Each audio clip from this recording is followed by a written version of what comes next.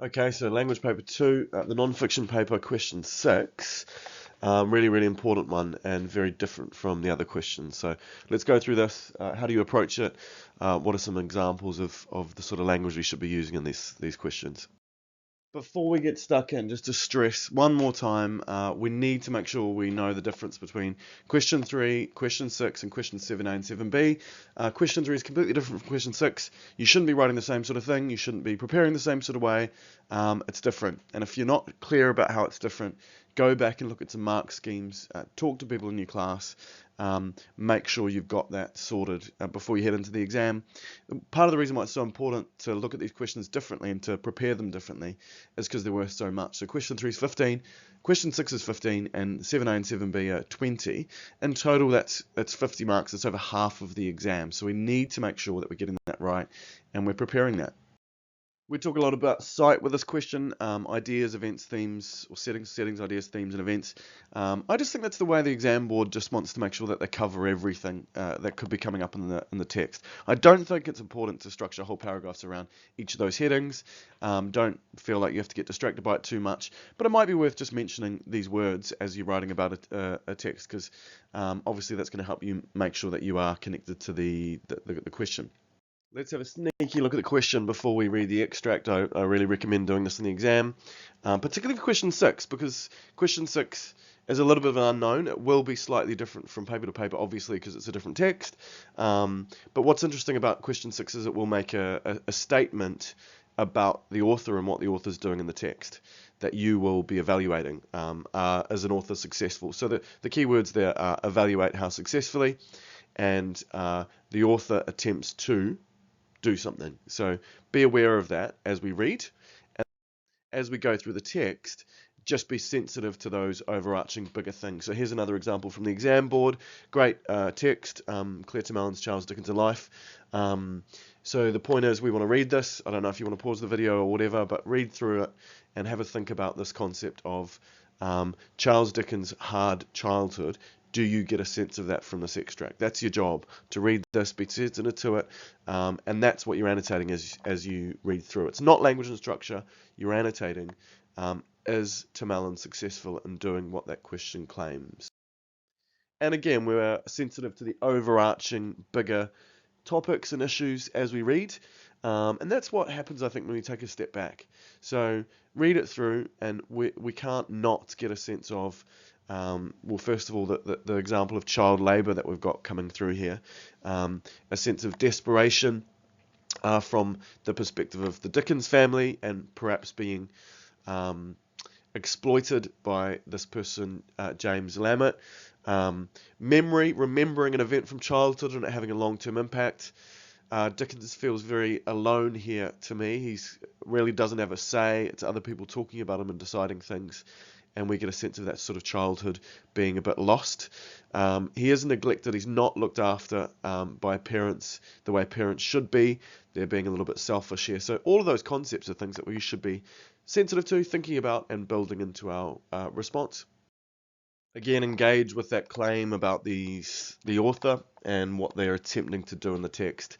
And in most cases, you'll be responding in a positive way. They won't write these questions for things that authors aren't actually really doing. You can, if you want, add, is it successful for some readers and not others? And that could add an extra layer to your analysis. But in general, they've given you the answer there. They've said, this is what the author's doing. What do they do to make that effective, or how are they doing that effectively?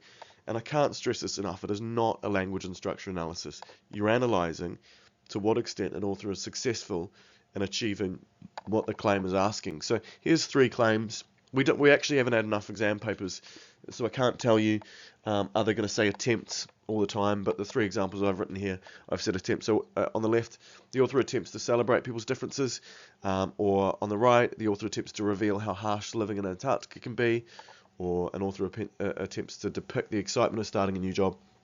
I would probably be a bit more sensitive to the words, the action words. So on the left, it's to celebrate. On the right, it's to reveal. And down the bottom, it's to depict. So as you consider what the author's doing there, just be aware of that, and you can play with that as you write.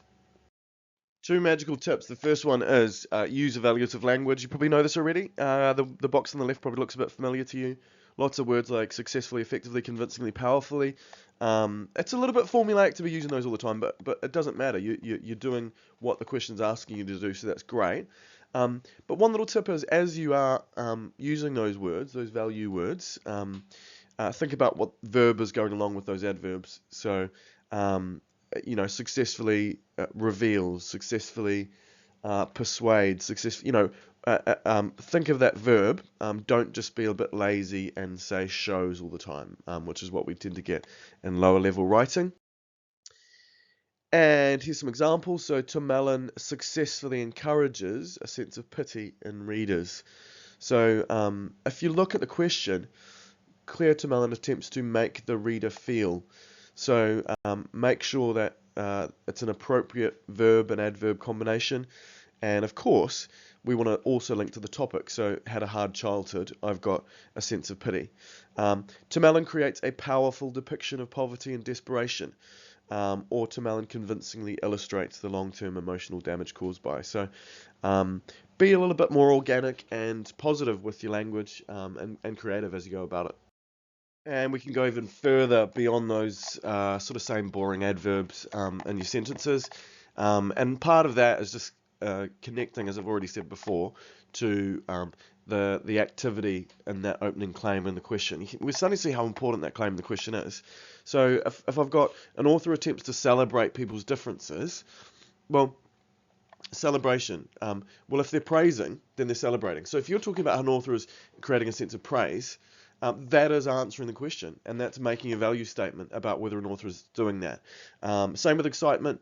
Now, if we think about people's differences, we can think about like recognizing differences, recognizing value, those sorts of words. So anytime you use words like that, you are answering the question. And I don't think you really need to be using the same words like effectively and stuff as you go. Every analytical statement you make should be building on whether an author is achieving what they're claiming. Again, depict the excitement. We can get depict. Picture is another word. Illustrates another word. But also excitement, energy, enthusiasm, nervousness. All of that is connected to whether or not an author's depicting excitement. So those words should be coming through. And again, we're seeing how important also vocab is. So don't just stick with formulas when you're writing answers to questions. Have a play and a think about what words should be coming in. And I think if you're reading a text and stepping back and thinking about these concepts and thinking about how you feel about the concepts, this vocab should become second nature to you. And finally, reveal. If you ever get a reveal question, we can use words like expose, depict, and harsh. Let's play with that word. Harsh, well, how is it harsh? It's challenging, it could be dangerous, it could be stressful, and a huge number of other words that we could get. So make sure that we're being creative and confident with the way we use our words, not just using effectively all the time. So that's tip number one. Have a think about our evaluative language.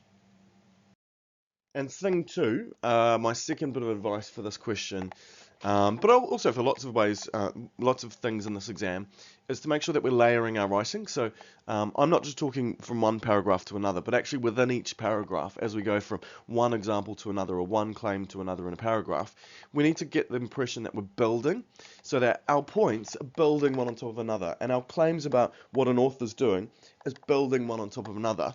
And that tends to make your writing much more developed, and your knowledge of a text and your confidence when you're writing about a text much, much more developed. Let's have a look at an example. This is the one about Tamerlan that I wrote. Before I go through the layering, just in the green there, you can see when our topic is a hard childhood. I actually haven't used the word hard childhood over and over again, but the green words all link to the concept of hard childhood. So what that does is, as I write about the hard childhood, it shows that I've got a more developed understanding of why it's a hard childhood and in what way it's presented as a hard childhood. So again, vocab, so important, and just make sure it's natural and you've thought about it. And maybe it's a plan, maybe it's a brainstorm. Hard childhood, how is it a hard childhood? Use that and do that. So here, I might as well just read it through, and we'll count the layers. So Tamerlan creates a powerful sense of unease and discomfort through her ironic tone as she describes the helpful proposal of James Lammett. The sense of the exploitation Dickens had to face is further reinforced by. So we've gone from one layer to our next layer, her suggesting that Lammett sees the situation of the Dickens family before making the offer. She stresses, so again, let's go beyond just the reinforcement that we've just seen, that no family would necessarily send a young promising child to this situation without feeling desperate. Tamerlan additionally links the description to Dickens' reflections 25 years later. So again, another statement of how she's creating a sense of desperation and difficulty in this childhood, and our feeling about it is heightened, or our appreciation is heightened of this long-term damage caused by the difficult period. So all of that creates a fully developed, thoughtful point that has those layers of, I'm not just picking one technique and talking about it in one paragraph. It's not enough. Let's talk about a multitude of ways that she not only makes us aware of a hard childhood, but makes it even stronger and then stronger and then stronger. That helps you evaluate in a really effective way. That's it. No more advice, no more tips. I think that's mostly what you need to know for AO4. Please don't forget to revise for it. Just don't forget about it. Don't just focus everything on language and structure. Keep working, keep preparing those questions. And obviously, AO4 is a 15-mark question in the fiction exam as well. So there's lots of reason to be revising for it. I won't go through those sort of bullet points, but do have a look at those things. Make sure you're doing those things regularly, not just sort of the week before the exam, but as a regular thing. The writing activities in class for homework and that sort of stuff. And the next one to think about is question 7A and 7B, because that's a massive part of this paper too.